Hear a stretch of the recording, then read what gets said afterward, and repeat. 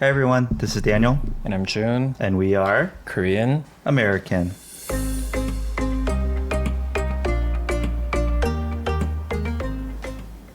Hey Daniel, Hey June, happy Friday. happy Friday. Yeah, the weather is finally becoming a little bit cooler. Yeah, weather's awesome right now. It is awesome, That's perfect. but it's a lot later than your usual annual weather, I guess. Is it? Yeah, Oh, for some reason I thought it might be early autumn. by late September it should be a lot cooler, Uh-huh. I think. Oh, yeah. Well, I'm loving it. Yeah. Actually, I'm still sending my kids in like shorts and short sleeve, like short pants, short sleeve. All the other kids are going in like long pants at least, maybe even a jacket. Yeah, I feel very irresponsible, but I tried long pants or long sleeves once, Yeah. but then I rolled back to short sleeves. It's still a bit hot.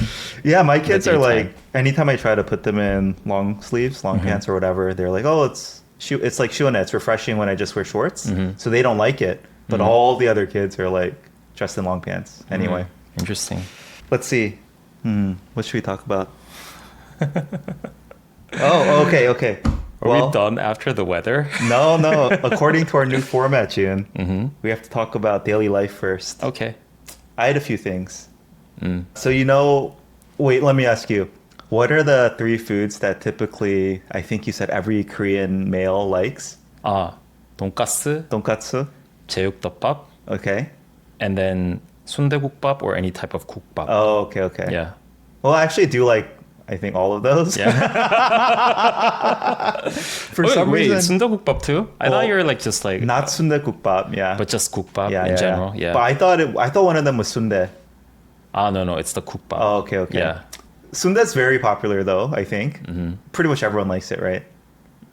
Is it divisive in Korea? Especially for women. Yeah. I think some people don't like it that much. Okay. Yeah. So for the listeners, sundae is what? Blood sausage, I think. Blood sausage. Korean yeah. blood sausage. Yeah. Yeah. And this is one of those foods that for me, it was always my litmus test of like, how Korean am I? Do you like sundae? Do you like gopchang? Like those things. And I could not stand sundae. Like even like the first bite, I would just have to spit it out. And I realized I think it was the texture, it was the smell. Didn't taste very good to me either. Really? But June, finally, I think the audience knows. If you've been listening consistently, this is one of those foods I almost force myself to try every year. And so whenever the occasion comes up, if I haven't eaten it for a while, I will try it again. And finally, June, after a little over 4 years, I can't say I like it, but I'm completely fine with it. Oh. Yeah, I've eaten it twice in like the last month. Wow. And yeah, I'm just like, oh, it's actually not bad. Like I don't love it. Cool. But it's okay. I appreciate you trying though. I don't know what happened. Like out of nowhere, all of a sudden, why would I become more accustomed or okay with sundae? I know that sensation Yeah. because cilantro's kind of like that for me. Yeah. I still don't like when it's like soaked in hot soup and it's like all soggy. I like it. I'm pretty much okay with it now when Yeah. it's fresh, but still not liking it that much. I would always have it on the side and then actually never having it if there's an option to. Yeah. But if there's no option and it's like sprinkled everywhere, Yeah. I'll just be okay You're with okay. it. Yeah. I still remember the first time I tried cilantro. I'm pretty sure I was eating pho, like Vietnamese noodles, me in too. Colorado or something for some Yeah. random reason. My sister-in-law is from Colorado, and she claims they have some of the best pho in the U.S. But anyway, So random. it was a random. I remember it because it was such a strong flavor of soap. Yeah. It's just like I like spat it out. It literally Yeah. tasted like eating dish soap. Oh my God, I have the same experience. But I thought I bit into a bug. Yo. Yeah. Ooh. And I was pretty sure it was like there's something very wrong with this. But now I love it. you do? Honestly, I don't think I can have too much cilantro. Yeah. I have a beef with cilantro a little bit and the people who like it. Okay. I don't know why people who like it are like overly liking it. Like Do you you know have what to I put mean? so much into it. Yeah. Like I've never seen anyone who's so excited about like let's say parsley, right? Yeah. To me it's the same, right? Yeah. But why are people so enthusiastic about liking cilantro when they like it? I don't know. Is it because some people don't like it and they're like proud of proud it a that they little like bit? it? Oh, it's like I have a more refined palate. I don't know. I can consume.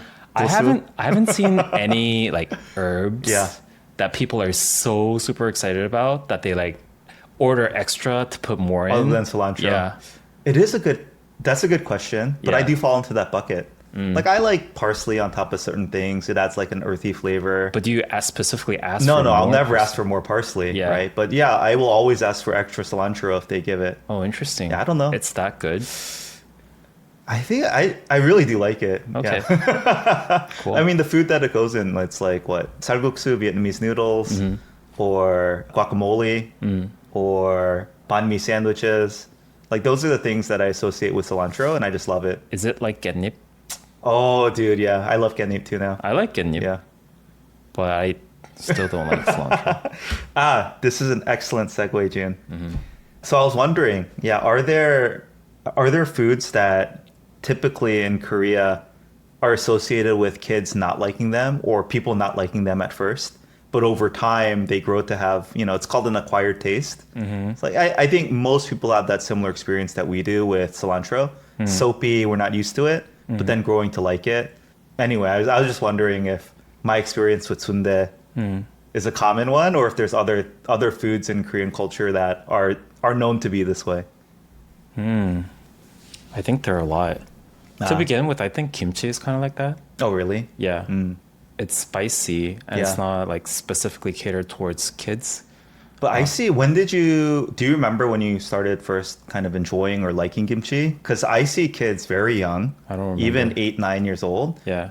like the spiciest tteokbokki or like kimchi, like they eat it like it's nothing. So I'm assuming that Korean kids get, I guess, exposed to it and start to like it very young. So I think kimchi is tricky because you usually have it from when you're very young. But I'm guessing that it's not like love at first sight kind of food, yeah, right? yeah, yeah. So you have to get used to it. But you get like that phase starts and finishes in a very early age to the point like you don't really remember it. Yeah. Like when do you think by middle school are most Korean kids just completely fine with kimchi? Or is it later?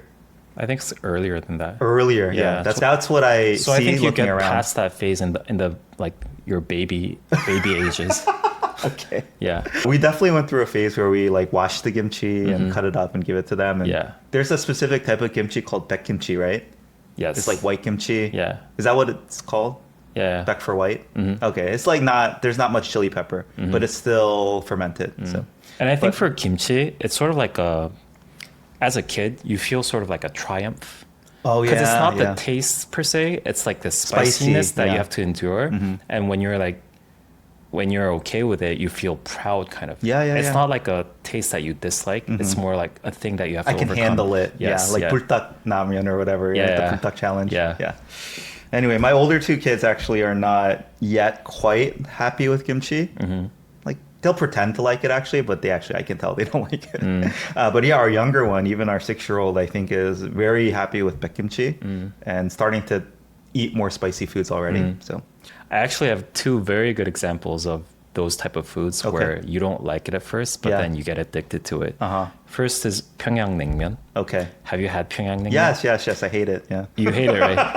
The first time I had it, I specifically remember, I Yeah. thought it was like, so people call it 걸레반물. Yeah, that's exactly what it tastes like. It tastes like rag water. It's like very bland, right? I mean, worse than bland. It literally tastes like a rag. Yeah. Yeah. But you get used to it and then you get addicted to it. No, and I'm it's, not there it's yet. sort of like cilantro where Yeah. people are so proud of it. They become like evangelists of 평양냉면. Yeah. And they do like this pilgrimage where they go around like these famous 평양냉면 restaurants. Yeah. I got to like it now. Okay. So you prefer it to regular mulnaengmyeon? I think so. Really? Yes. Ah, I can't. Yeah. So that would be your next Triumph? Yeah, your next challenge. The next one is, I have to admit, I haven't overcome yet. I think this is if there's like a level of, if it's like a game of Korean foods that you have to overcome. Yeah. And I think this is like the top level, Final boss. which is 홍어, What's hongo? Oh, is this the fish? The the fermented fish. sea penis?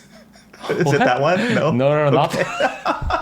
No, you know what I'm talking about, right? I know what I'm talking about, but Okay, that's okay. like sashimi thing, right? Yeah, it's And, like, nasty. the texture and the way that it looks is kind of nasty. But this is fermented fish. Oh, okay. And it's specifically a 전라도 dish. Okay. So sorry, it's fermented fish. Yeah, Oh, it has a very strong ammonia hint to it. I still can't get over it. Yeah. I think I'm actually scared to put that in my mouth. Yeah. So I think I only tried less than 5 times in my life. Ah. But I still don't like it. But because of the fact that it's so bad, I can start to imagine how good it is when you get used to it. You know what I mean? No, I don't. If people are still eating it despite of the fact that it's so bad at first sight or like first experience, then how good could it be? I mean, exactly. How good can it be? Wait, we should do a whole challenge next time. No, thank you. Wait, but most Koreans would not like it, right? I think so. Okay. Or like maybe people outside of 전라도. Yeah. Not liking it is strong sentiment. I think not used to it, I want to say. Okay. Wouldn't eat it though. Most people would so. not eat it. Okay. I don't think so. I think 전라도 people would be offended. Where is this? Is it bongtigi, the silkworm, the boiled silkworm? Oh, 번데기. Bondegi. Yeah. Okay. Where does that fall in your spectrum of Korean food challenge bosses? Personally, definitely lower than the 홍어. Okay. And above, what were you just saying after Sundae? Oh, 평양냉면. Oh, yeah. I kind of want to say below 평양냉면. Even below 평양냉면. It's the visuals that are disturbing, right? No, it's the smell for me. It's the smell. Oh, dude, if I walk by it, and you still catch whiffs of it in like the back alleys in Seoul. Yeah, Do they sell it anymore? I haven't seen it for a while. For sure, it's not common, but again, you can catch a whiff of it here and there. Sometimes if you go to like a 횟집, they would serve it as a 반찬. Yeah, it triggers my gag reflex just smelling it. Really? So, yeah. But you could eat it, no problem. No problem. With no problem. Okay. I think in American culture, the most textbook example of like a food that kids can't stand, but you maybe grow to like it when you're older, it's Brussels sprouts. Oh, Brussels sprouts. Or maybe spinach, right? But is there a specific way that it's cooked? Or even when you have it raw? So that's the knock on it. It's like, I think a lot of kids a lot of people who are now my age, they're like, oh, my parents just didn't know how to cook these things when I was younger, right? So they would overcook it. It would be dry. It wouldn't be good or whatever. I never ate Brussels sprouts growing up in my house, right? We had mostly Korean food. Yeah. But it's just one of those things that like, I tried it when I was an adult, I guess. And I was like, what's so bad about it? Because they have such a negative reputation. Brussels sprouts and maybe spinach too. You know what's really interesting? I have Brussels sprouts every day. Oh, because you've been eating salad. No? Oh, okay. Why do you eat Brussels sprouts every day? I think it helps my bowel movement. The fiber? Yeah. So one of my superpowers is that I'm really good at eating things that I don't like. Okay. I can like force things in and just, like chew it and swallow it. I see. And I kind of do that for Brussels sprouts. Okay. And I have like Brussels sprouts are pretty expensive here in Korea. Yeah. So I get the frozen type. Uh-huh. And I have frozen Brussels sprouts and broccoli. So this is my routine. Wait, you literally just have raw frozen vegetables that you eat to help your bowel movements? Okay, so listen out. The way that I do it is that I place like a handful of Brussels sprouts and a handful of broccoli, both frozen in room temperature. Okay. And then I hit the gym and I come back and it's like soggy and defrosted, soggy. And you eat it. I just shove it in my mouth and eat it. That was good for you. So it's not even a part of your lunchtime salad. You just literally eat it raw to help with your body. Oh, good for you. It is a good power to have. Yeah. I think I know another... Wait, so it was Brussels sprouts and spinach? Spinach. I mean, broccoli is in that group too, to be honest. Any leafy green, let's say. One thing I read while looking it up, it's that when you're younger, actually your ability to taste bitter flavors is stronger, and that kind of fades over time. So anything that's bitter even as an adult is like super bitter when you're a kid. Yeah. And it's kind of an evolutionary thing, right? To prevent you from eating things that you're not supposed to. But that's one reason why I think kids typically don't like these bitter foods. But then as they get older, they're okay with it. I see. Yeah. Oh, you know what that reminds me of? You know, for certain like Disney or Pixar movies, because they just like render it. Okay. they like localize certain scenes for different countries. Ah, interesting. And so there's a scene in Inside Out, which Yeah. is, by the way, my favorite Pixar yeah, movie. you told us last or on a previous episode. There's a scene where like that girl, they're depicting the time when she's a baby and she's trying to eat something that she doesn't like. Yeah. And in I think the international version, they show her like playing around with broccoli and hating it kind of. But then specifically in Japan, they switched it out with pimang, which is like Himang. bell peppers. Oh, yeah. Yeah. And I think that's like like a very iconic, like kids don't like it In Japan. type of food in Japan. Yeah. Mhm. That's Yeah. cool. But there isn't a thing in Korea that you would say. No, I Oh, don't think so. interesting. Yeah. For me, yeah. growing up, there were certain Korean foods I just couldn't stand. Yeah, and 깻잎 was one of them, you said. Really? But then the other one was 고사리 나물. Oh, 고사리 나물. Yeah. Well, I love 고사리 나물. Now, Yeah. did you always as a kid? Yeah. Oh, really? It's so bitter. Oh, is it not 도라지 though? Is it white? No, it's like greenish brown. Oh, that's 고사리 definitely. Oh, okay. But I think 도라지 is very bitter. Both. Okay, maybe 고사리 Both. also. It's like a softer texture. Yeah, the texture Yeah. is like because it's like a type of fern. And really stringy. I remember there being like long, Yes, fibrous, yes. stringy things. Yeah. Anyway, I just didn't like it. Yeah. Now I really like it. Yeah. Speaking of, so in the very early days of Star Trek, Okay. there's a scene where they land on a foreign planet. Yeah. Of course, it's a foreign planet, or like maybe it's not even a foreign planet. They show what like these like futuristic people eat, and a lot of them are Korean food, and there's like gosari there. Interesting. Yeah, because for them back in the days, it Super looks foreign so looking. foreign. Yeah, But you're saying Korean kids are just fine with like all these namuls and gosari and what is it? Doraji? 도라지. 도라지. Yeah, I can't speak for all Korean But you were fine. kids. I specifically liked gosari and 도라지. Ah, even as a kid. They're specifically 제사 food, right? So I would I don't ask know. my mom to not forget to make them during 제사 or like during the 명절s, Yeah. which is 설날 or 추석. Yeah. By the way, 추석's coming up very soon. yes, it is. Yeah, so I don't think it's like a thing where Korean kids don't Like it. Okay. Yeah. For me, again, I never had Brussels sprouts, but we did have spinach all the time, 시금치, like just, some vinegar and garlic and stuff. Same with 콩나물 and 수추나물. Yeah, those were my jams. I love those things. Oh, nice. Yeah, but the gosari and doraji or whatever, was not a fan. What about anchovies? Oh, 멸치? Or like on your pizza? No, Because that's I- like It's a thing. It's a Ninja Turtles thing. I've never had it one time. Oh, I had anchovy pizza. I've never had it. Just because I recognize it from Ninja Turtles. But yeah, I can't say I still don't actually love 멸치. 멸치? 멸치. Which one is it? Both correct. Oh, okay. I think old people called it 멸치. Yeah. Or now like- it's 멸치. Old people or 경상도 people, I think. I grew up learning it as 멸치. 멸치, yeah. I think the correct way is 멸치, Oh. but old people used Oh, to say it. interesting. Okay. All right, I have one more food-related daily life thing before we move on. I was visiting my in-laws in Paju, and my father-in-law and I did not drink a lot, but we drank a little. But actually, I just think my father-in-law wanted an excuse to get haejanguk with me the next morning. Oh, nice. Because they found the place that they loved. And so, yeah, I went to eat haejanguk. Does he have a son? No, I am his only Oh, so son-in-law. he wants to have like that father-son. kind Maybe. of- yeah. He now has two son-in-laws, but I live nearby. The other lives in Southern California.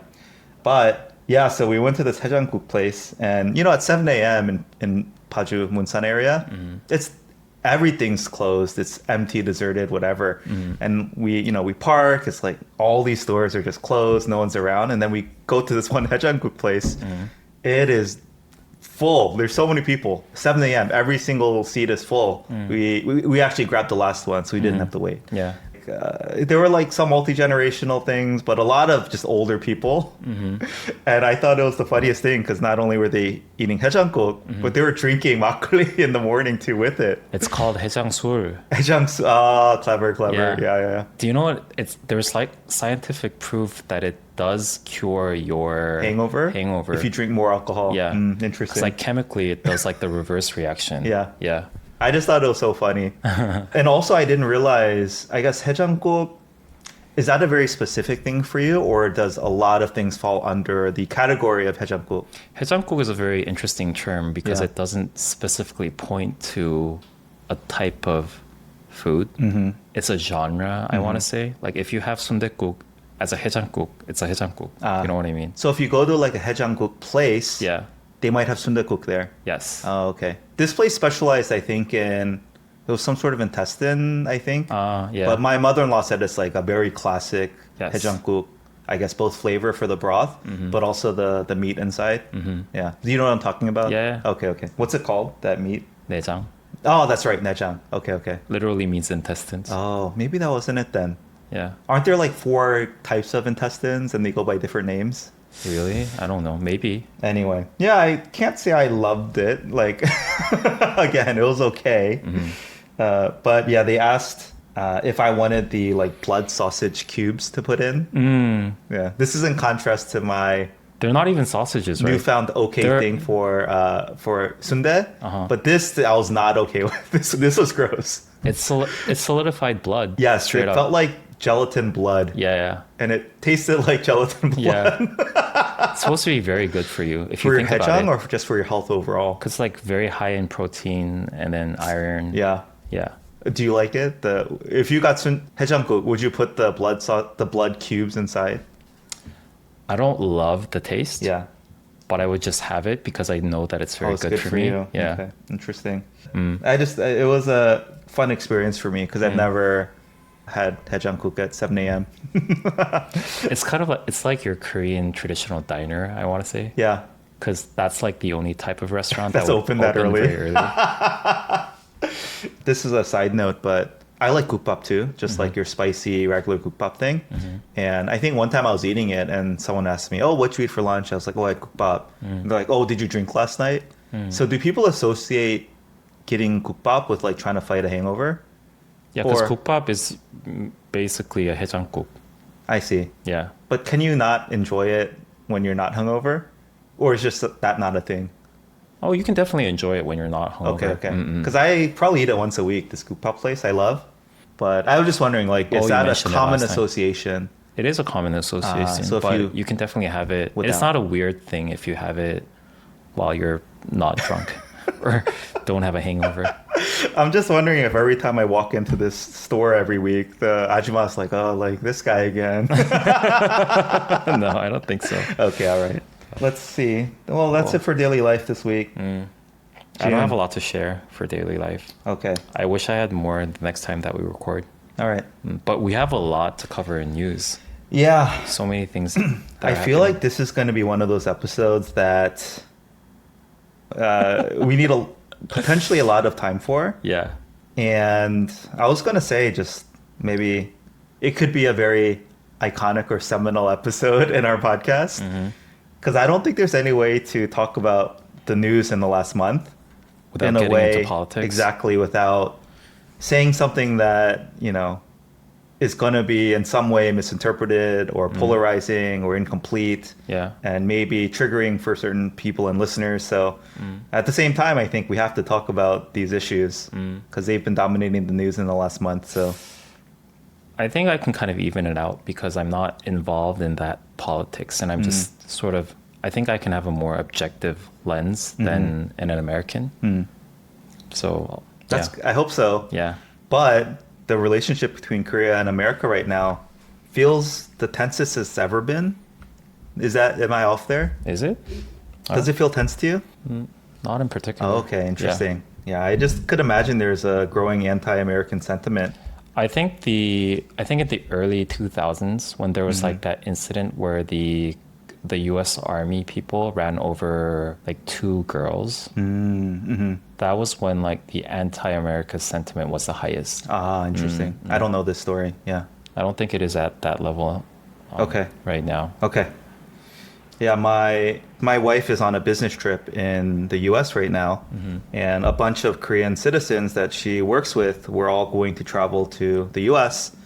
And yeah, not all of them got their ESTA, which I don't even know what this was. I think it's like a pre-visa. Yeah. I thought it was more of a formality, right? Just like fill this out so you can go through security faster. But certain of her coworkers actually got it denied, which was which never happens. Which never Yeah, happens, and it was very surprising. Yeah. And so that to me was a very concrete example of how real this is becoming. Maybe the general anti-immigrant sentiment in the US, but specifically between Korea and America after the, Hyundai LG thing that we'll get into. But okay, anyway, let's dive into the news of the past month. Should we start there then with the Hyundai LG plant and the ICE raid and the deporting? Yeah. I'll just go through a short, I guess, context sharing of what happened. Yeah. So on September 4th of this year, U.S. Immigration and Customs Enforcement, ICE, we call it, or they call it, carried out a large-scale raid on the construction site of a battery plant in Ellaville, Georgia, jointly built by Hyundai and LG Energy Solutions. So around 475 workers were arrested, and among them, more than 300 were South Korean nationals. Many of those detained reportedly faced harsh conditions like in crowded rooms, limited sanitation, shackling, according to some testimonies and media reports. And the detentions have been framed as a part of an investigation into alleged illegal employment practices, visa violations, and related federal offenses. I think when I first read this, as a Korean American, I guess, as a Korean American, I'd say, it was just like, it felt very personal and close to home. I think, okay, June, before I talk about, I think, the specific ICE raid on the Hyundai plant, in general, ever since Trump took office, I think he campaigned on the platform of, we're going to deport 1 million illegal immigrants that are, we'll start with the criminals, let's say. And I think that was at least his platform, deporting 1 million immigrants in a year or something like that in my first year in office. And recently in the US too, they passed, I think they called it the Big Beautiful Bill or something like that. And I believe more than doubled the funding that went to ICE. And it's a really large amount of money, both for increasing detention center capacity and also just for training, recruiting, and hiring more ICE, basically, enforcers, right?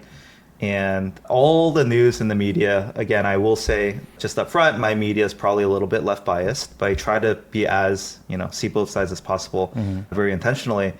But I think the thing to me that's kind of the craziest thing is people are just completely masked up. And they're in unmarked vehicles, and they're just grabbing people and throwing them into their vehicles.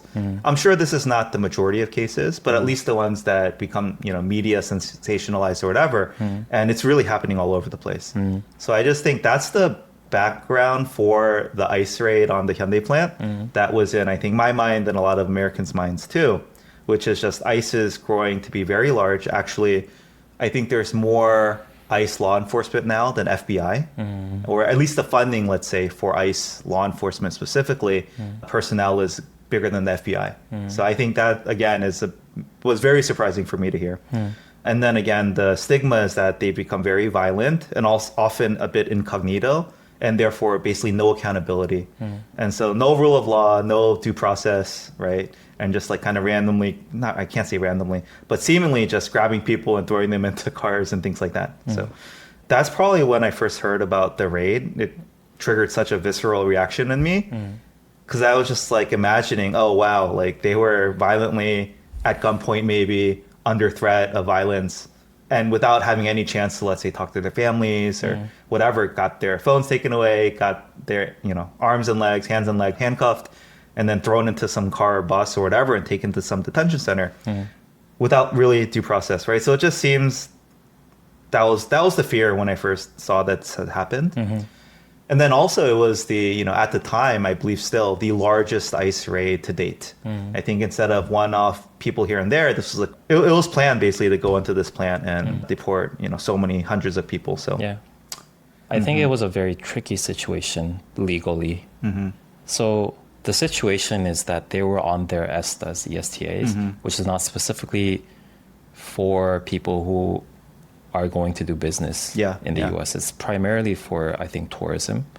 So if you want to be very technical about it, it was illegal, right? And people are pointing that out as well. But if you look at the context of why this happened, it's because the US is sort of like forcing all these foreign companies to invest in their country, and therefore they had to build this plant in very rapidly. And to do that, it's going to take so much time to hire locally and like train them to the skill level to build, a battery plant. It's probably like very complicated technology. So I think for Hyundai and LG, there was no other choice but to, send a lot of people to help initiate, that construction, right? Yeah. And you can't do that in a proper. I think technically it's impossible to do it in the time frame that the U.S. wanted them to do. So they had to do it in that way, and it's almost to a point where, because it's like a very country to country level contract kind of almost. I think it was sort of like a diplomatic thing rather than just a private company trying to build a battery plant there, right? For sure, yeah. And so it's very ironic that this happened. Yeah. What scares me the most is there's nothing that we can do about it. Yeah. Let's say, I don't even want to imagine this, but let's say several people died in that process. Yeah. I don't think we can do anything about Yeah. it. And that part is so scary. Yeah. That America has this superpower that no one can offend. And they were like, and it was always that way for a very long time, especially after World War II. Yeah. But I think America sort of like disguised it in a way that it's not that obvious. Yeah. But now they're just like using this magic wand to do whatever they want. Yeah. Gloves are off. They're not pretending it's not what it is. Yeah. And they're just kind of using their power and wielding it very obviously and Yeah. aggressively. I will say too, even being an American citizen in America, my parents have started carrying around copies of their passport, even though they've been living there 50 years and are citizens and not even dual citizens or anything, right? They're just American citizens.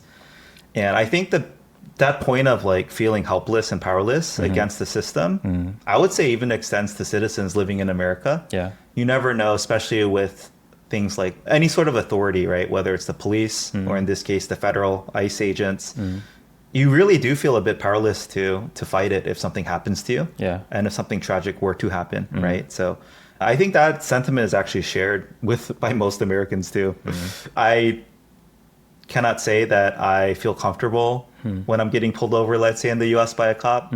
I think it's very different in Korea, right? I mean, police, I feel like they're there to help me. Even if they're going to write up a ticket, I can trust that they're generally going to be polite and respectful and not abuse their power, right? And I think that's one situation where I just feel very different living in America. To your earlier point, though, I think, the American plant manager specifically had said, we cannot hire, there's no Americans that can do what we need them to do. So we needed these people to come and train and get things set up, right? And then the other thing I wanted to bring up is I believe that Hyundai is on record saying they specifically asked over 50 times for visa support. Like they were actively trying to do things the right way. It's just the bureaucracy and government and the immigration situation in the US right now, it's just so blocked up, I would say. And nothing works efficiently, let's say.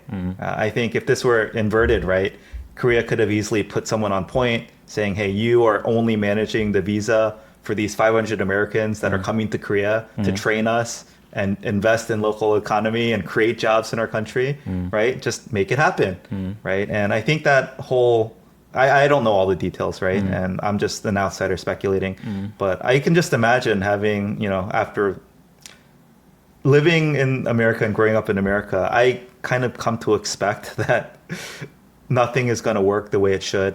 And when it does, it's going to be very slow. And it's always at the whim of one or two random people, whether it ends up working or not. Yeah.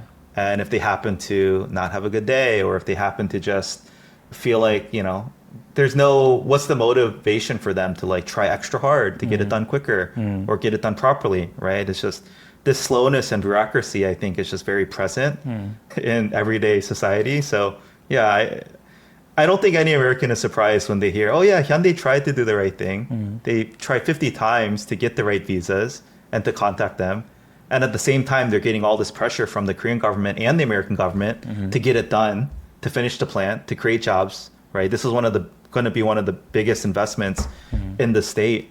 And so they're like, well, what are we supposed to do? We can't do it the right way, and we have to meet this deadline. So let's cut some corners. I feel a lot of empathy, I think, for them, at least trying to do the right thing, but feeling blocked by the system. What I also think that is very scary is that it almost feels like the U.S. government is in a schizophrenic phase where they want us to invest, like do certain things, but like then they kind of like block us from doing something. And like all the process, like that whole negotiation of the tariff thing was so disorganized. How they rolled it out. Yeah, like how they set the number. No one knew how to interpret this, and like they said like one number one day, and then they like set another number the other day, and it was like such an important thing for in a country level, but they were like treating it as like something, I don't know. And so I think the crazy part is not like the Trump administration themselves, but the American system that would enable a certain government to have so much power, or like a certain individual to have so much power to do so many things. And I think we'll talk about this in some other news too, but that part is, I think, crazy. Are you specifically referring to the president in this case? Being able to like magically unveil the tariff board? Yeah. Or are you speaking to the ability for... Yeah, I think it was alluding to Trump himself. Yeah. Okay, got it. How a certain individual can have so much power. Yeah. Yeah, to do whatever they want. That's... I'm not a political scientist or anything, but I think a lot of Americans are surprised too. Yeah. The two things I'll say really quickly, I think this is all a continuation actually ever since 9/11. So when that happened, I guess the US government decided to expand the powers of the presidency. And so the amount of executive orders ever since then have just been going up and to the right for every president, right? And I think they were like, well, under a wartime situation like this, we're under terrorist attack, our country and our nation, let's just make it so that things can move faster and happen quicker. But those wartime powers were always supposed to be scaled back, right? When that 9/11, post 9/11 threat was gone, but they never did, right? You're asking a government body to police itself in a sense, which is always dangerous. The other thing I'll say is, I'm not sure everything he's doing is legal or not, but from what I read is he's, has a huge team of very good lawyers that are basically invoking all of these very old legal precedents that clearly I think shouldn't apply anymore in modern context, but they're finding a way to like a legal angle to like basically say, well, it's not obvious whether this is or isn't illegal, so we're just going to do it. So that's part of it too. And it, the due process of the courts to actually regulate and determine whether something is or isn't illegal, it just takes a long time. Yeah. And, let's just do it and we'll see what happens. And if we have to roll it back 6 months later, so be it. I think that's kind of what's happening, at least in my mind right now. So Jun, like in light of these, 400 plus Koreans being deported back to Korea, I don't know, like who's going to want to go to the US now in this environment? Do you think at all this is impacting, I think, the typical Korean like sentiment of like, oh, we just have to go to the US. We can make a lot more money. It's better opportunity, better jobs. Like, how is that, do you think, changing at all in light of this situation? Yeah, I think definitely it not only for this incident, but like the overall political landscape in the US and the things that are happening right now definitely did shift the sentiment of people wanting to work in the US. I mean, it's still preferable, I think.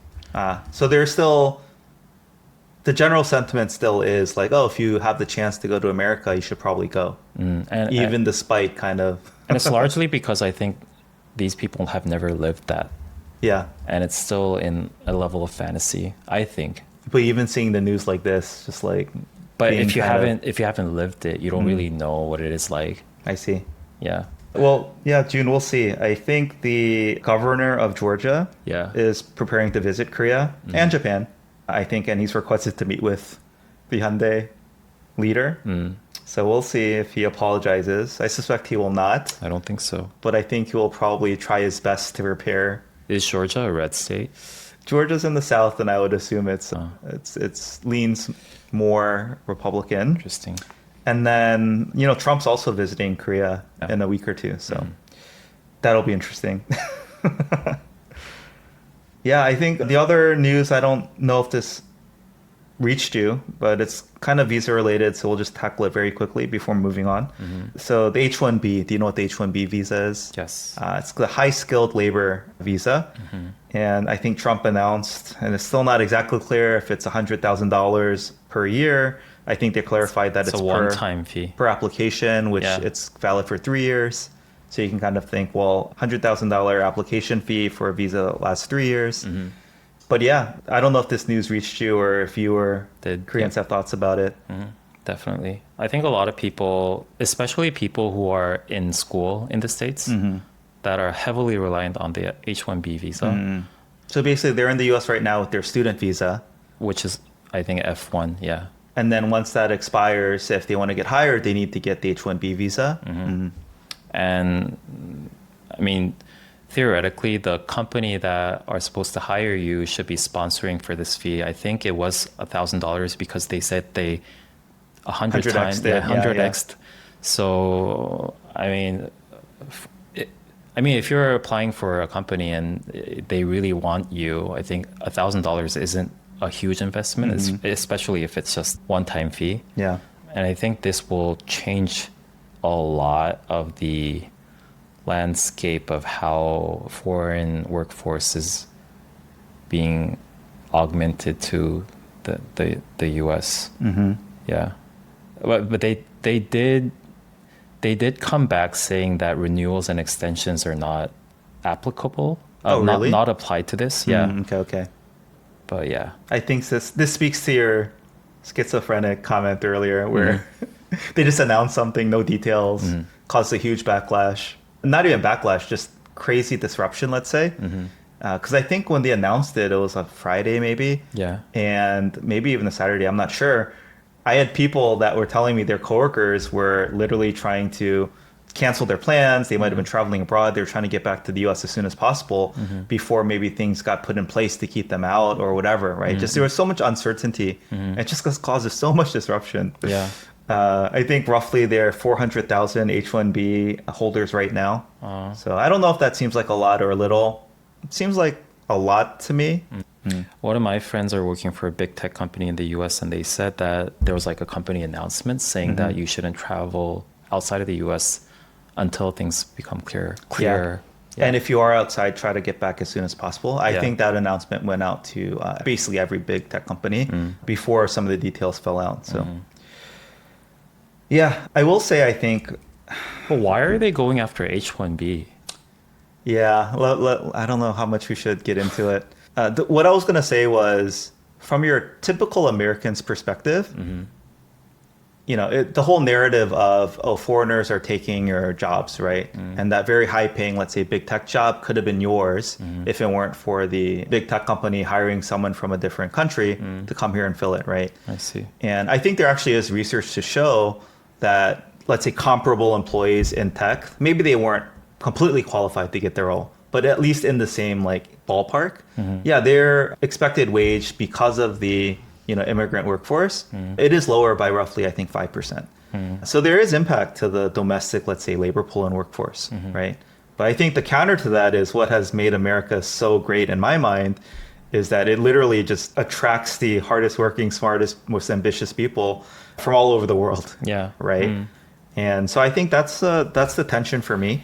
The American dream, right, of like immigrating to America and making a life for yourself and assimilating and making it your home country. I think H-1B was a very common pathway for that. And I think obviously making it much harder.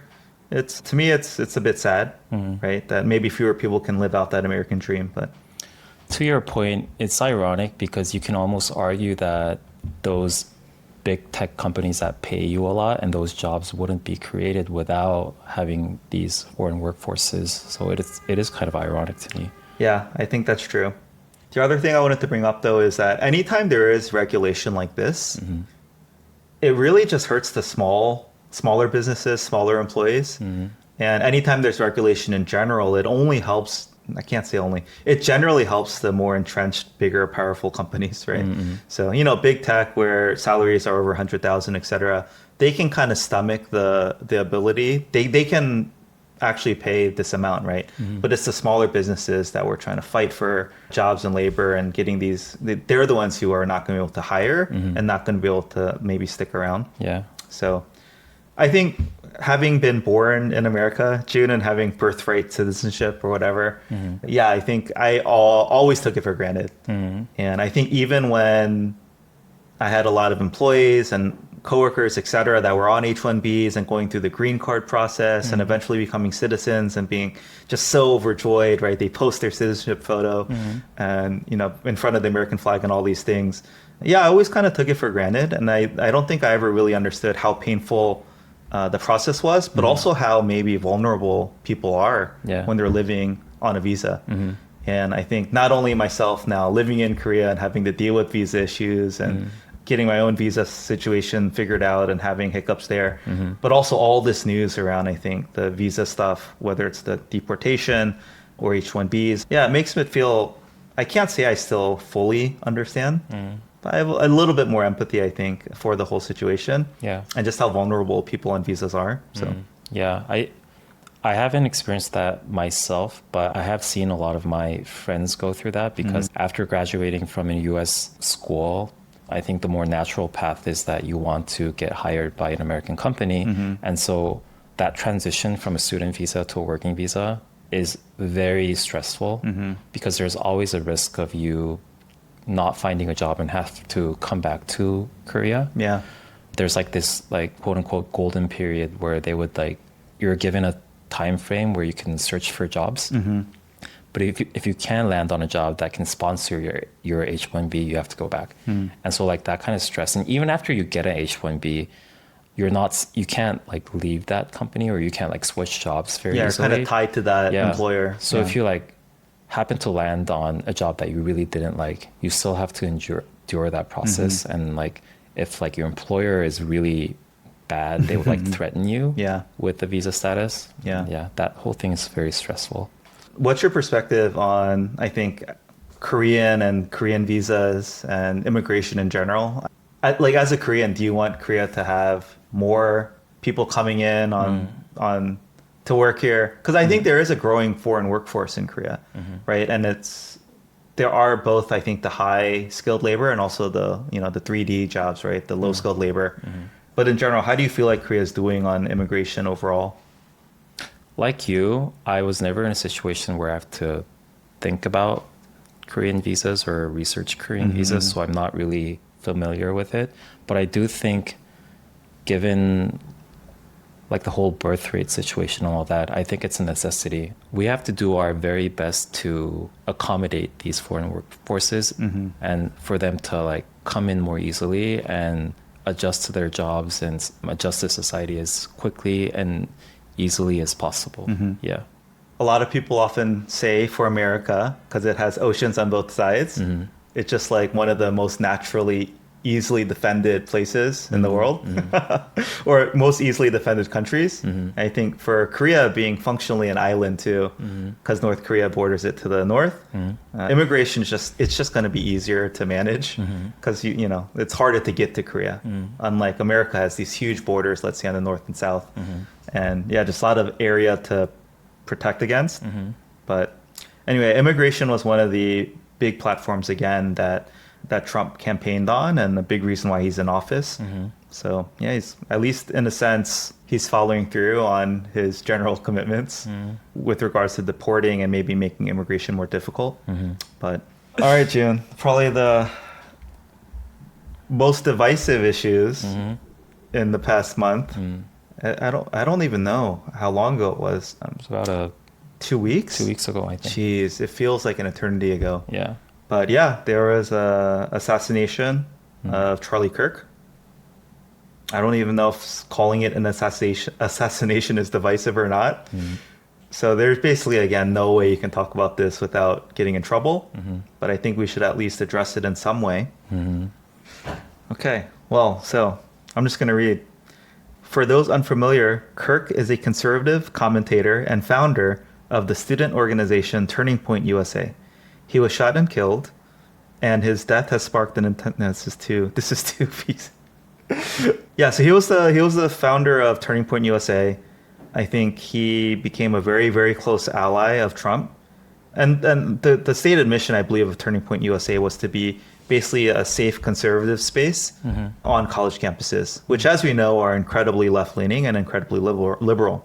And so, yeah, he became famous, I think, for his YouTube videos and social media where he goes to college campuses and basically debates kids on issues. And I think he has said some very, he said very polarizing things, let's say that. Controversial. So he is very controversial, but he's a conservative and very right-leaning. And yeah, to the point where I believe after his death now, this is, I think, how aligned he was with the Trump Republican Party. They created a day in his honor, I believe. I think they're holding Charlie Kirk up as they are Martin Luther King. They're making parallels to that. And so, yeah, I think, first of all, I'm curious, what your typical Korean's understanding might have been of Charlie Kirk and how they're taking his assassination. I knew about him before his assassination because his certain reels popped up here and there, so I kind of knew. I don't know if I knew his name, but I knew his face. Yeah. I think it's primarily because I consume a lot of American content, but I'm pretty sure that most Korean people didn't know about him before this incident. Yeah. But it's all over the news. But now. It did make the news, of course. Yeah. Okay. And it just so happens that he visited Korea a week ago. Oh, before his death. Yeah. Other than that, he was pretty non-existent in the Korean public before this. I think I've heard his name for sure and kind of did recognize his face, specifically from, again, debating college students on issues. But I also did not know much more beyond that. So the thing I will say, Jun, is after his death, right, basically being on the internet, whether it's Reddit or Instagram or whatever it might be, was probably the most depressing and quite honestly scary times I've ever been browsing the internet. Really? In my life. Because of what? It was so divisive. Oh. Basically, no matter what, I think your political affiliation or whatever it may be, it just seemed that people were kind of becoming even more extreme and polarized because of this assassination. And whether it was as soon as you said something that maybe was factually correct about Charlie Kirk's platform and the things he said, you'd be labeled as, oh, you're pro-murder, so you think it's okay to kill someone, which is clearly not true, right? But that's kind of the reaction. It's I guess you're justifying murder then. Whereas on the flip side, it's let's say you're supporting him, right? I think immediately people would accuse you of other things too. Oh, you're sexist, you're racist, you're a fascist, whatever it might be. Yeah. And so there was just no ability to talk about what happened in a reasonable manner, right? And I think so many people got, let's say fired for what they posted on social media.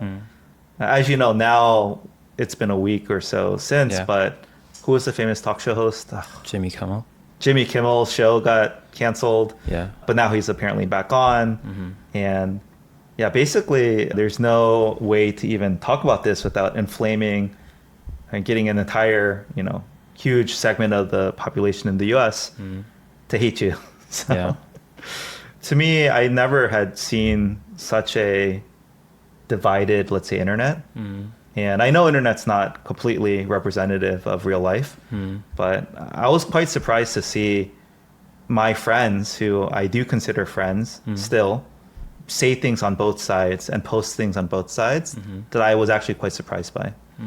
And so, yeah, I think it just made me sad. Of course, there's no world in which, even this is so hard to say, there's no world in which I think someone should be killed for their beliefs, right? At the same time, I think his beliefs and his platforms made a lot of people feel very threatened and unsafe themselves. So, yeah, I don't know if there is a Korean equivalent of some issue or something happening that just completely seemingly tore the country in two. It always does. Oh, it always does. Yeah.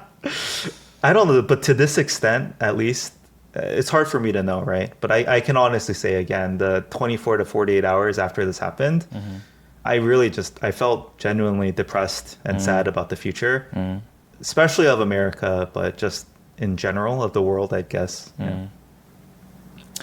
I think by design, this two-party system is destined to become this.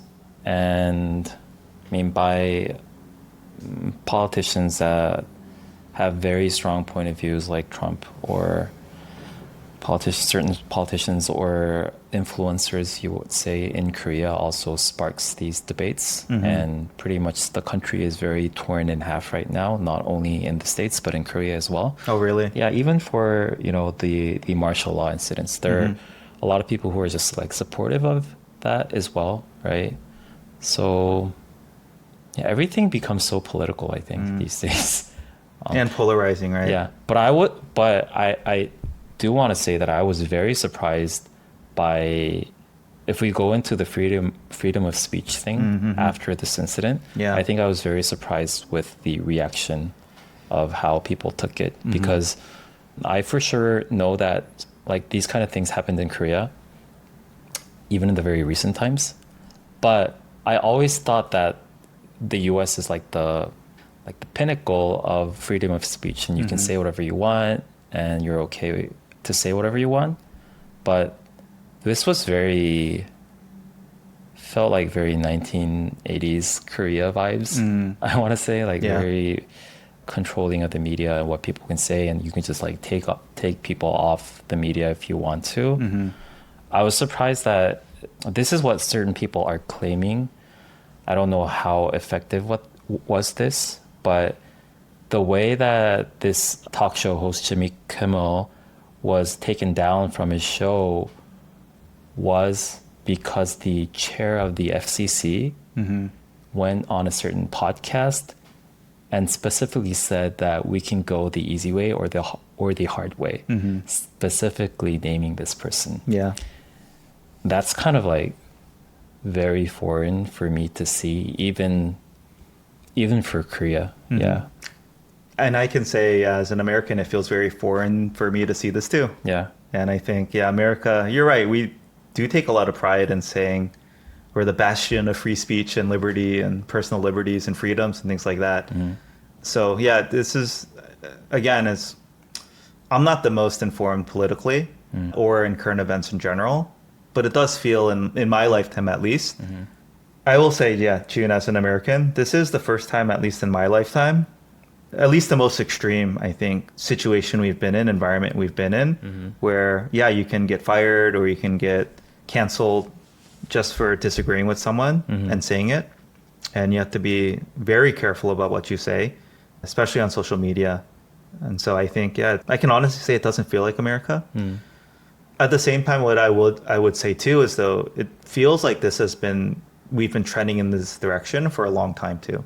So I'm not surprised by where we're at, but then if you were to, let's say, teleport back, I don't know, 2000s me to now, it doesn't feel like this whole environment and climate where you have to self-censor or not say what you mean or be very careful. It just feels, so unrecognizable to me. I will say this. Let me try to at least share my understandings so that you might get a feel for the American climate a little bit better. So I would definitely agree. Like all the coastal cities, actually, in fact, every single city area in America, it leans Democratic, it leans left.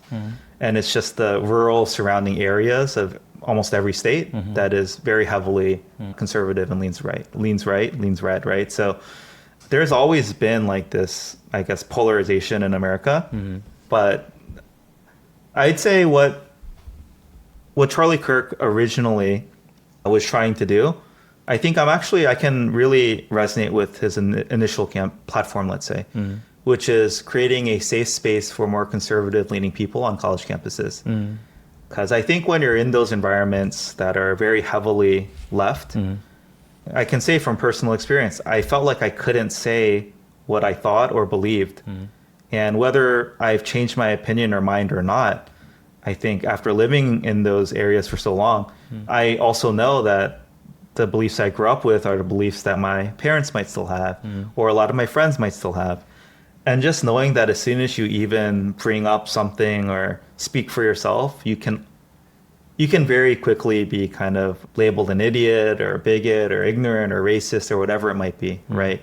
And it's like it felt like there wasn't even room for this, let's say, good faith conversation and speaking your views in a way that I think is respectful. And that's the thing. I'm not saying Charlie Kirk was respectful in how he debated either. But what I am saying is that I personally felt like I couldn't speak up for fear of being, shamed for my beliefs. So yeah, I'll just say, like, whether it's in college or at my workplace, there's definitely been times where I felt like, oh, I'm the extreme minority in a certain thing, and I just can't bring up how I feel or think. A good example was, if someone, this is not me, but if someone liked guns, they shot guns, they own guns, right? And in that environment, you were seen as like, well, wow, like, are you pro-violence? It's like, no, clearly not. But I grew up with guns. I like shooting guns. I'm safe with my guns. And I own them, right? And I'm allowed to, and I'm legally allowed to, and I do it safely, right? I think even I've been in environments where that type of person would just be like completely shamed and ridiculed and often labeled things that they're not. And so, yeah, I think the original vision for what Charlie Kirk was trying to do, I actually can resonate with a bit. That said, I think what my personal view of what happened is that, over time, he got a lot more power, a lot more fame. And the platform that he was building, I think, became this thing that maybe influenced him in a certain way or became even more extreme in his views. So, yeah, it is ironic because if this person was such a defender for freedom of speech, and now after the incident of his murder sparks this whole controversy of, the First Amendment. Yeah, that's the part where even if you start to say that, it's just sometimes there's no reasoning with people. Because you can bring up like, hey, you're saying Charlie Kirk was just saying what he felt. And so why can't other people say what they feel? But if it's disagreeing with how you feel, then all of a sudden you are not allowed to say that. Yeah. Or someone's justified in canceling you for that, right? So, yeah, I firmly believe that free speech, freedom of press is very important. But I don't know, June. There's a fine line, right? Which is, what if you're inciting violence, right? Or you're saying things that are very, let's say, bigoted or racist or sexist. And so, yeah, how do you police that? I don't know if there's a right answer. How does all this make you feel about moving back next year? Yeah, definitely. Especially living outside of America and reading the news and seeing all the extreme, let's say, sensationalized media, I don't feel good about, the prospect of moving back to America. That is even more polarized and more divided than the one I left. At the same time, I think we are still committed to moving back. I don't know if we've announced it on the pod, but yeah, we're planning to move back this summer. And I think all things considered, it's just America's home. America's where we grew up. It's where most of our family still exists and lives. And I guess that's what we know. And so also talking to our friends who still live there or who are visiting here when we catch up, they're like, yeah, maybe the macro scale it's scary, but day-to-day life, it hasn't changed that much. They complain most about inflation and prices more than anything else, right? And so I think that's the part where I know if we had never left, we'd probably feel the exact same way. It's like, oh yeah, like things are scary, but it hasn't affected me yet personally, right? And so it's sort of like the North Korea thing where we talked about in the previous episode, where if you're living it, it's very hard to actually see it in the way that other people see it from the outside. Yeah. I mean, are you curious? Do you have any questions about Charlie Kirk though? Like, are you surprised that he had such a following? I knew that he was a huge influencer. Yeah. I think he definitely became bigger than he was before after his death. Yeah. Which is what usually happens. I just feel like I did such a bad job of, I think, saying how I feel about this whole thing, but I think that is the reality, right? It's very hard to, and it's very difficult to express. The thing I'm trying to get across is that there's like a general ebb and flow of like more liberal policies and a conservative pushback, and then it gets pushed out more and it gets pushed back, right? And I just think we're like, if you look at the last 15 years, it's just the left's been winning everything, right? Like same-sex marriage, marijuana, abortion rights being enforced and whatever. And then I think this is the pushback to that, which is like Trump campaigned on this platform to like rein things back. Yeah. And so he turned over Roe v. Wade and like made abortion a state right issue.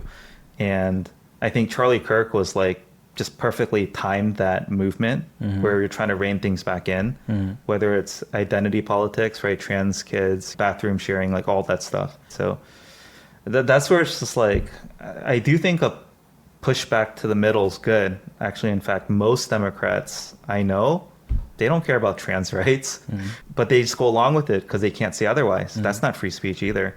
And yet, even though I can empathize with this pullback, just the way that they go about it, it's like all these things. So,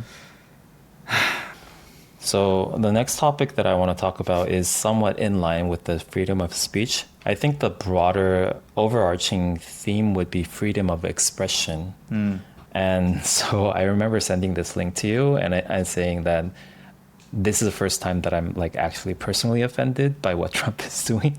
oh, So on August 28th, Trump signed, again, this executive order titled Making Federal Architecture Beautiful Again, which sort of, I learned through research that this is not like a legal thing. They're not forcing federal buildings to be designed a certain way, but they're definitely suggesting, very strongly suggesting and showing a guidance of how certain buildings should be designed. And they call it the classical architecture. Someone who studied architecture doesn't even mean anything. Whatever is classical architecture, I think whatever that they think that looks very traditional. okay. European style architecture. Yeah. So they're sort of forcing federal public buildings to be designed that way. Yeah.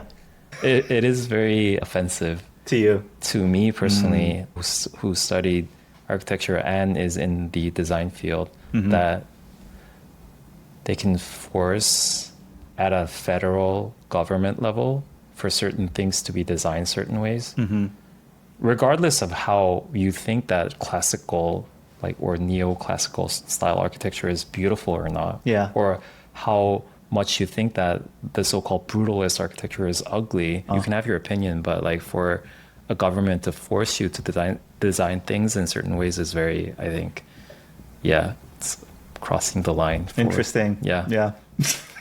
Such an architecture guy. Wait, do you think do you appreciate when cities have a very consistent look and feel though? I think there's something nice about that. There is something nice about that. And there is something nice about a hodgepodge like New York, Manhattan, that's like there's no consistency and there's like a lot of things that are just mixed together. And there is a beauty in that mixture as well. And I think beauty comes in very different forms and ways. But you're just against maybe the enforcement of it. You want it to be kind of natural and to evolve on its own. I mean, I'm not against, I mean, a little against like building neoclassical architecture in modern days. Primarily because it's not apt to modern lifestyle. Yeah. Or like energy efficiency and whatnot. But it's okay. Like I appreciate when I go to Europe or I see these buildings, they look beautiful. Yeah. I'm not objecting to that. But for a government to force certain buildings to look certain ways, I think that's kind of, Have you ever walked around DC? When I was little. What's your feeling on you called it brutalist architecture? Do you have an opinion on it? I like brutalist architecture in general. The Boston City Hall is very, very famously designed in that way. Yeah. I can see why Trump doesn't like it because it is associated to socialism and whatnot. Oh, I never thought about it that way. Yeah. I felt, for me, growing up in DC, it always felt very natural. Like, oh, government employees and offices are so official and they kind of look scary and they don't care about looking beautiful, right? So for me, it always felt very fitting. But I also have to say, if I just stop and think about it, yeah, I think DC is most of these federal buildings are really ugly. I think the There's, like, architecture that slabs of you're concrete. referring to isn't brutalist architecture. Oh, okay, It's okay. just ugly buildings, I think. Probably right. Like the I don't U.S. know what Embassy in brutalist- Korea, it's like the most ugliest building Oh, that's in not that brutalist. district. That's not That's brutalist. not brutalist. That's just bad architecture. That's like a nothing. It doesn't follow a style or zeitgeist. The U.S. Embassy in Korea is exactly what my, most buildings in DC, how I picture them. They're all like that. Oh no, brutalist architecture has a very specific style. Oh, Yeah, okay. although it might look brutal, Yeah. it's just bad architecture. Interesting. Yeah. I mean, yeah, but did this news reach Korea? Like Trump's basically gilding out his whole office, like putting gold everywhere. Yes. I think he Envies I Russia. think he has very tacky taste. I would agree with that. But you know what I appreciate about him is that he hired like the CEO or like the founder of Airbnb to act like the chief design officer of the government or something. I appreciate don't that know. move. I Yeah. was very surprised if he had like that kind of taste. What, elevating design? Yeah, make design interesting. great again. Make design. I had other things that I wanted to cover too. Oh, okay. That is not politics related, but it's such a weird attachment to this whole topic. You want to do it? Yeah. What do you want to talk about? I want to talk about tech updates a little bit. Tech. Yeah. Interesting. Because there are huge updates, 3 in which that I want to cover Okay. over the past month. The first being the iOS updates of the new iPhones. Okay. No, I'm going to make a point here. And then the huge, like the controversial Kakao Talk update that was Oh, rolled out like a few days ago, haven't heard. and everyone's hating it. Oh, I read one headline. Why is Kakao trying to be Instagram? Is that it? Yeah. Okay. I don't think I've gotten it yet, though. And what's the third headline? The Meta display Ray-Ban or Oh, whatever. yeah. I saw the keynote, so. I just want to throw it out there, and I want to talk about the concept of originality. I think because there's a very stark difference, both of which I think are bad designs, the iOS updates and Kakao update, but in different ways. Oh, interesting. I want to talk about the concept of originality. The iOS updates was basically a design update, I think, in my opinion. The iOS 26 or whatever. They called it the liquid glass. I hate the way that Apple named things. It's so cringe. I don't know. To you, I mean, it's trying too hard. Sometimes it's kind of nice. Yeah. But sometimes it's kind of like, too. They're trying too hard to Yeah, be yeah. cool, or It's kind of cringe. Okay. I think. Whatever. The liquid glass. So they basically made all the interfaces to act like a glass that is somewhat behaving like liquid. So if you would imagine like everything is like made up of water drops, Yeah. I think that's like a pretty precise description of what this is. Okay. You don't use an iPhone, do you? I don't. I And have my beef against iPhones right now. Sorry, iOS right now. I'm usually very pro change, and every time like I know that every time there's a huge change in user experience, everyone is supposed to hate it. And I'm a type of person who always try to defend that. Yeah, But this one is really bad. I see. I don't really get it. There's so many bells and whistles. Yeah. Just to be kind of like beautiful. Just to do something. I see. It's too over the top. There's so many.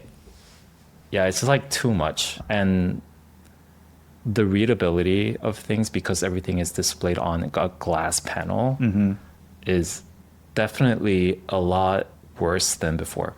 Okay. And when iOS came up with like all that flat design, Yeah. when it started with like, we call it skeuomorphic design, from the very first iOS designs, like buttons were supposed to look very 3D, and it looked actually like physical buttons and whatnot. Yeah. And I think that was a good segue for people to get used to the digital interface. It borrowed a lot of metaphors that you can see from the physical world. Yeah. But then when they made everything flat, it all made sense because now people are used to it. And now let's get rid of the decorative aspects or the descriptive design Yeah. and make it just like only leave the function of it. And I think that was a very good move. But now they're going back to like this glass thing. I don't know the purpose of it. It just looks, I mean, it looks kind of cool, but I think that's pretty much it. And they're losing a lot of it, from this update. My read on that is that you don't see the utility of this at all. And just because it might be more beautiful and new and cool, Yeah. it's not enough. You need to know that there's some substance behind it. Yeah. On the other hand, another very bad update was a Kakao Talk update. I have not gotten it yet, I don't believe. Yeah, a lot of people are just like not trying to do the update. Oh, okay. It was not a forced update. So what they did with, I think the biggest change and the change that people hate the most is that, oh yeah, There's a feed. it's a thread. It's Kakao has a news feed now. but it's just their What? it's just their profile pics. Oh, these are just people's profile pics. Yeah, so they parsed the profile pics and just made it. So I did get it, but I never go Yeah. to this tab. Wow. And I kind of get it. They want to have more surface where they can put ads in. Yeah. I think that was the whole move. They put a short form video thing too. But it's like, so juxtaposing these two bad designs. I think one is very bad in that they're trying to do something very new without having a purpose. And on the other hand, Kakao Talk, there's nothing new about this. And it's just like all like a copy of everything, just like here and there. It's like a Frankenstein of like threads and TikTok and Instagram, right?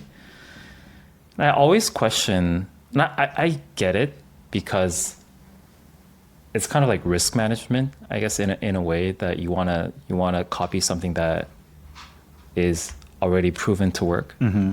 But I think it's kind of to the extreme of Korean tech companies trying to just copy everything from everything else. So I don't know what I'm talking about, but No, I think it's interesting, right? I'll let me go out on a limb and over analyze this. I think you're saying the Apple redesign, trying to be new and innovative, and it is, but there's no function behind it, no utility. Just for the sake of being Just for the sake of change. Yeah. And that irks you. Whereas the Kakao redesign, it has no originality. Yeah. And it's purely functional. Like you said, maybe get more time spent. Yeah. In the app, maybe more surfaces where you can show ads. So it's purely utility, no user value. Yeah. And so both extremes bother you. It's like the American redesign, no utility, purely design, just change for the sake of change. Yeah. And the Korean redesign is pure utility, nothing innovative. Thank you for summarizing it in such a beautiful way. Yes. Korean and America, man. Interesting. Okay, I'm just gonna rail on Apple for a second. June, 2 nights ago, my youngest daughter, whenever we're watching something as a family that she can't watch on her own, we give her a little iPad and she watches her kids' Netflix shows on it. Last night, literally, it was working 2 days ago, and last night it's not. Netflix finally said you must be on an updated version of iOS. Oh. And Apple is not updating this older iPad. It's an iPad 4 mini to a higher iOS version. So literally, Netflix is now unusable on this device. Oh, wow. It was 2 days ago. Yesterday, it's not. So angry. Can you just use a browser? No, On June. the iPad? That's what ChatGPT told me to do. Try Yeah. the browser. Blocked on the browser. Oh, wow. The browser says you are not allowed to use Netflix on this device. So you can't do it in any way. You can't No way. update the OS. Can't update the app.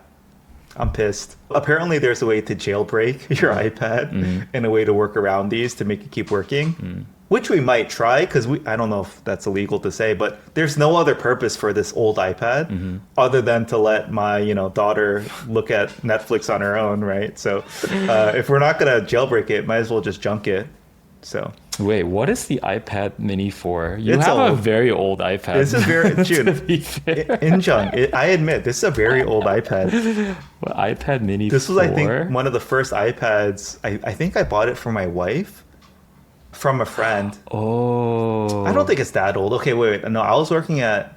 Okay, so I believe I bought It's the this one that about still has a home button. It has a home button. It is that old. I think it's 6 years old. Wow. It's not that old though. 6 years? 6 years in tech. Come on, it should be able to run Netflix just fine. There's no reason why they have to block it, in my opinion. But okay, that's my rant against Apple. Oh, one more thing, Jin. Yeah. I read another headline saying that iPhones are now young potty, young potty, 영포티. and that the younger generation's now gravitating towards Samsung. Is that true, or is this like a propaganda Samsung that's marketing. started? Dude, I don't know either, but I read it. I think I sense a backlash towards all this young potty narrative, because it's like they're basically pointing out everything that they wear and do, and like Calling blocking it us young for 40. Yeah. like what are we supposed to wear now? 한복? No, I think they want us to wear what, suits or I- like dress nice. I personally think this is what it is. They are jealous of people who can afford to buy good iPhones. things. Because like all the like the fashion brands that are pointing out that are Yeah. young potty are mostly on the pricier side. Well, you're not young potty. Well, Do you embody young potty? definition, I am young. No, but the stereotype young potty. I don't know. I think You do have an another iPhone. stereotype of young potty is that they claim that they're not young potty. I fully embrace. I am young potty. Yeah, I haven't changed from when I was 30. So Yeah, I did see because like there's this meme picture depicting young potty, and the guy is holding, I think it's like the orange, like the new iPhone 17. Oh, by the way, we should say this is officially we're in the trends portion of our episode. Oh, yeah, which yeah, I think young potty is definitely probably one of the bigger It trends is a right trend, now. yes. Do you want to say for the listener base what it is? I don't know if you mentioned it before. We did. Oh, you did? Yeah. Oh, last episode. It was in the Okay. language of the trend. I also want to talk a little bit. Oh no, this is too much. Okay. What was it? Just say it. On the new iPhones, one interesting thing that we want to state. So they came up with an extremely thin iPhone Oh, yeah. iPhone Air. because they had like nothing new to do with iPhone, Except the camera is thicker than the previous iPhone. and they named it. They call it the plateau. Oh, did they name that the notch for the, The phone? bump. The lens? I did not know they gave it a name. It is so cringe. Yeah. Anyways, no. In all seriousness, there's this very interesting phenomena in the iPhone Air ads. So normally, in anywhere outside of Korea, I want to say like the money shot, like the ad, like the beautiful photo for iPhone Air is like this. There's like this big A, and then I Air. Okay. So they're spelling out air, but the I is the side of the iPhone the Air. phone, okay. And there's this person holding that iPhone to show how thin it is. Okay. So it's like I, the iPhone which is with the the phone. hand, and then R.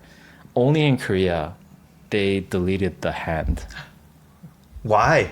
because it's doing a very Oh, specific. okay. I got it. Yeah. Yeah.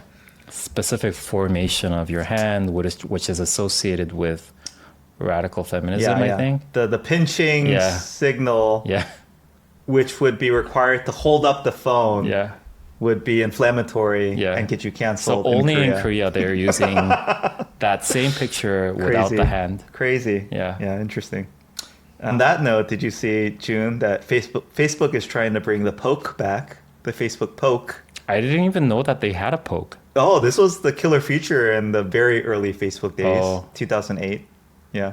Oh, I didn't use Facebook. Oh, in sorry, 2008. not 2008. 2005, 6? Yeah. Anyway, you could poke someone. But yeah, the icon for the Facebook poke would also not fly in Korea. So Oh, because it's the like exact a same poke. reason. No, it's like, it's literally this. What does a poke do in Facebook? It just says someone poked you. Oh, that's it. That's literally it. And they bring it back. They're trying to bring it back. Interesting. Talk about a lack of innovation. But at least they're copying themselves. At least they're copying themselves, yes. Yeah. Okay. Anything else trends? I know this was a heavy news episode, so No, I think we that's can pretty much it for move me. on. I did want to read for the final segment, listener feedback. I wanted to read something that a listener wrote in that I thought was very interesting, and then get your thoughts on it. So I won't read the whole thing, but I'll say this is from our listener who lives in Portugal. All the Americans I've heard or spoken to sound extremely worried and polarized, and the murder of Charlie Kirk seems to have triggered something even worse. And then, to me, the US has always seemed like a, quote, violent society. Social and political violence has always been present. For Europeans, it's almost unimaginable to see guns so widely owned and accepted in society. News, TV shows, movies, and the most mainstream content in the US have always carried a heavy emphasis on violence and fear. We in the West grew up watching, consuming, and in a way embracing that culture. On the other hand, Asian, especially East Asian mass market content, from what I've seen, often emphasizes emotional intimacy, melodrama, harmony, relationships, and indirect conflict resolution. This makes the media feel softer and more emotionally charged, with violence pushed into specific genres rather than being the default for mainstream entertainment. This must play a role in shaping the collective thoughts and thought differently. Do you relate to this? And so let me just finish. It says, Daniel, I wonder, did you feel an underlying sense of violence growing up? Or, like K-dramas, is it all too unreal? And Jun, as a child first and later in grad school, Jun, did you feel a sense of violence growing up? And so the listener's second point, sorry, I'll end with this. For me, East Asian culture has been a kind of escape from the chaotic, messed up, violent, and edgy aspects of Western culture.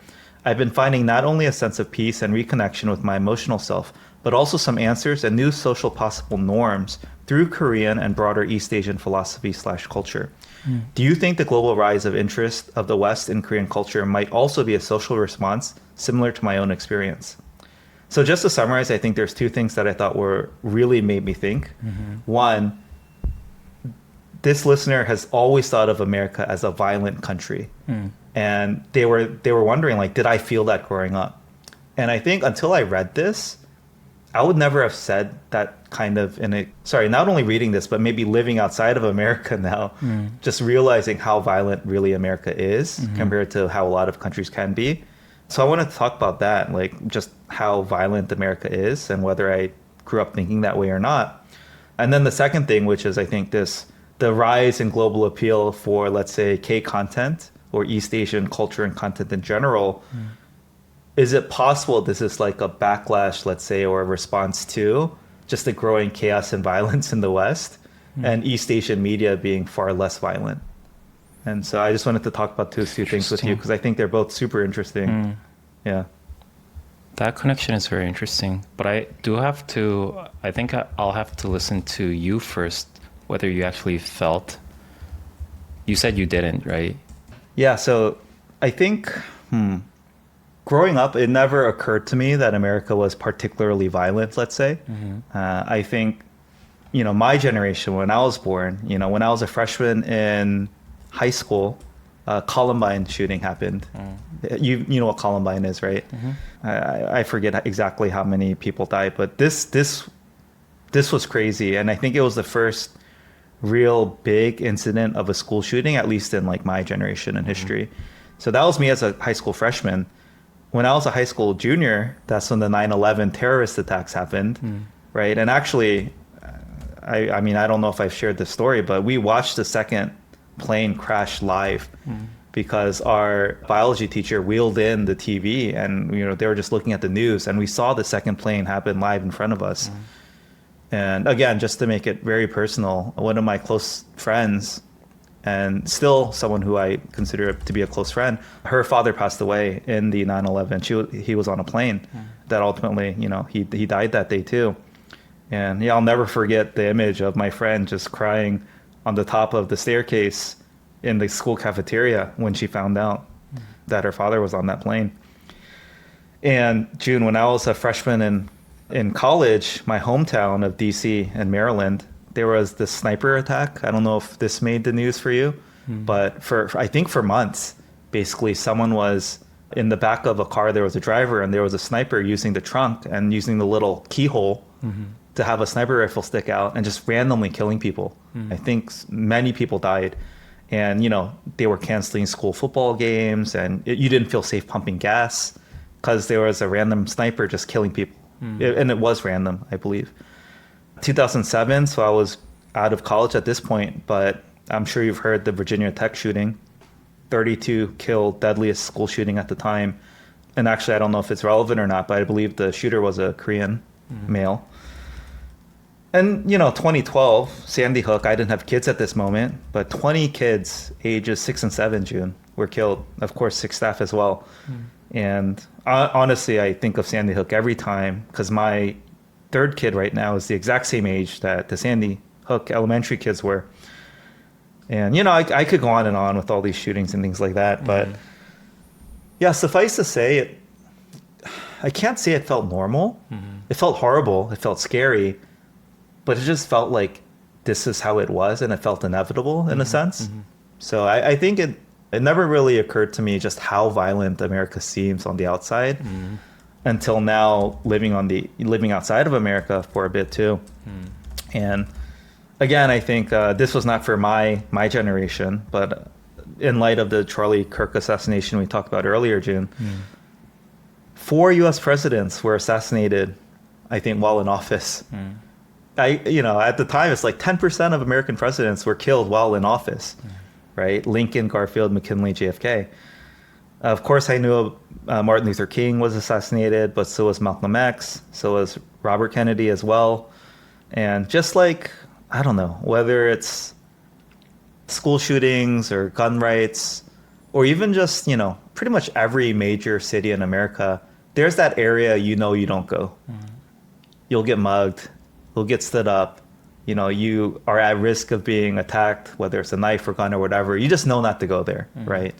And I think in a city as large as Seoul, I don't think there's a single place you would feel that danger or that scared to go. There's nowhere that is like off limits to go. Whereas every major city in America has at least one area you just do not go to. Yeah, I mean, now that I think about it, again, because of this personer's comment, yes, America is extremely violent. And I guess it's just a everyday fact of life that you kind of have to understand. But again, you stick to the right areas. You don't go out at night. You are aware of your surroundings. You always keep, travel in groups or whatever it might be. There's ways that you can continue to live and not think about it every day, and have it be present in your mind all the time. But no, point blank, like America is very violent, right? My wife, before we moved to Korea, we actually, for a very long time, we didn't go watch movies in the theater because she felt unsafe, right? Who knows what might happen? Because there was a string of movie theater shootings as well. So yeah, I guess maybe it's obvious to anyone living outside of America that America is incredibly a violent country. But for me, at least, yeah, it never felt that way growing up. But now it's kind of undeniable when I think about it. I personally want to say that America, I think all developed countries aren't as violent as the other countries, though, right? And America is definitely less violent than the more violent countries around the world. But I do think that amongst the developed countries, America is on the more violent side. I think it has to do with, we talked about how countries could be put on a scale of how masculine and feminine it is. And I did talk about how America felt much more masculine than Korea. And I think masculinity has like a core relationship with violence, right? Can I say this? Yeah. So yes, it's a teto. It's a teto-guk. And and I think it has to do with like in like the wild west eras of like me as an individual have to like conquer and like have to go through like all these fights and and all that. It's still maybe somewhat lingering in the DNA of the country, maybe.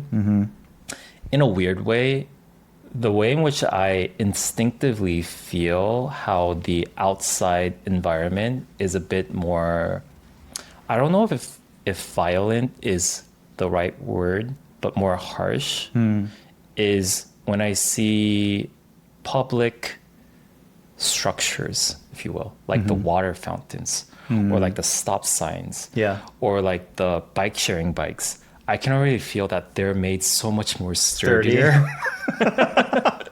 They can put up with Korea. abuse. Yeah. So in that sense, I can kind of feel that. Yeah. That's when I feel it when I travel in the US. Yeah.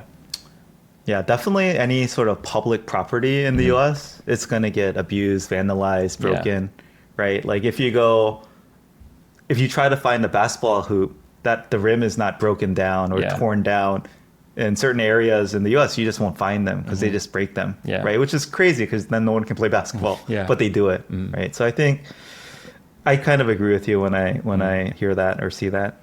Yeah. And I do think East Asian culture in general and I think it has to do a lot with Japanese culture and how influential that was. But it's like skewed more towards like the cutesy side. Yeah. Like they like cute things. And in that sense, we're like the again group. But yeah. Yeah, and that's a perfect segue into the listener's second point, which is like maybe this embrace of, it's kind of a palate cleanser and refreshing to see East Asian media where it's portrayed more about emotions, less about, sex and violence, right? Which is what most Western media, I think, is typically focused on. And I'll just share one very personal example about that is one of our very recently, there's a popular K-drama in Korea. In English, it's called Bon Appetit, Your Majesty. No. But I think the Korean name is something different. Yeah. But anyway, we're watching it as a family. First of all, I never thought my kids would be interested in it, but they love it. They think it's so funny. And the scenes when they're eating food, and it is funny. I can see why they like it now that we're watching it together. My point is, last night there was one scene. It was kind of the most dramatic and tense scene yet, around episode 7. And I don't want to spoil anything, but someone was like, maybe I thought they had actually died. And so they were basically a warrior and they got killed in battle. And my 8-year-old was like holding on to me, and my 6-year-old was like a little bit scared too. And then I was like, oh no, they died. What happened, right? June, 5 minutes later, they're back to life. They didn't die. What happened? They didn't show it, but they're not gonna kill even a warrior who gets jumped by 6 other ninjas or whatever, right? They're fighting, but he didn't die. Basically, is the point. And I was like, oh, yakshi, like even a side character, let's say, is not gonna get killed in this K-drama, and they're not even showing the violence or whatever, but they're not even gonna imply that the person died. It's like happy ending all around in a sense. And I think that it was such a like stark thing for me, which is like, this is one of the most least harmless kind of side character deaths that could happen in a show. And even that they're not going to do. And so in a sense, I just feel so at ease watching this K-drama that is not made for kids, but is perfectly fine for kids to watch. Whereas my experience watching media growing up with my parents, it's always awkward, right? Whether there was like cussing or like the guy with the shirt off or the girl in the swimsuit. It's like the most awkward thing to watch that kind of show with your parents, right? And it's almost unavoidable, I'd say, for the shows that I grew up watching when I was, in the US.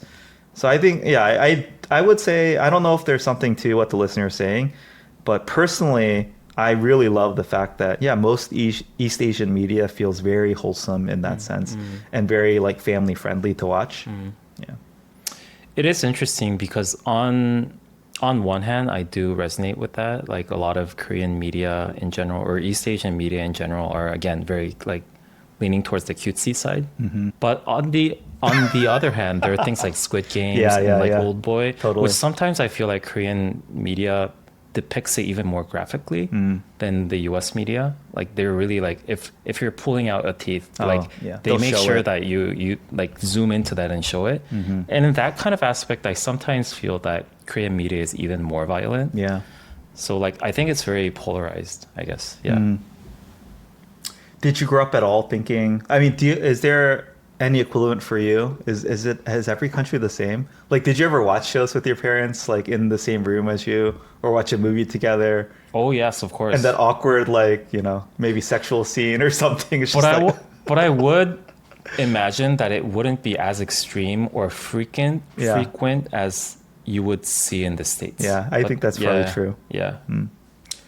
All right, but yeah, thank you. Thank you for writing in and sending us that very thoughtful and Thank you. thought-provoking message. So I really appreciate it. All right, I think that's it for this week. This month? Oh, This 2 weeks. this 2 weeks. Yeah. Thank you for listening. If you'd like to support our podcast, the best thing you can do is share our content with a friend or colleague or someone you know who might be interested. Beyond that, you can support us on Patreon for the minimum tier of $1 a month. You too can get access to our Discord, where you can connect with other listeners, give us feedback on our episodes, and also suggest future episode topics. Since last recording, we have 2 new Patreons. First off, thank you to John. Thank you, Sean. And thank you to Reekwind and Leet Speak. Thank you, Reekwind. What is lead speak? Leet Speak. This is not Korean internet culture. It's where you replace like E's with 3's and Oh. I's with 1's. Oh, and it reads as what? Reekwind, Reekwind? I believe. Yeah. Anyway, thank you so much for your support. It means a lot Thank to you. us. All right. Okay. That's it for this week. See you next time. Bye. Thank you. Bye.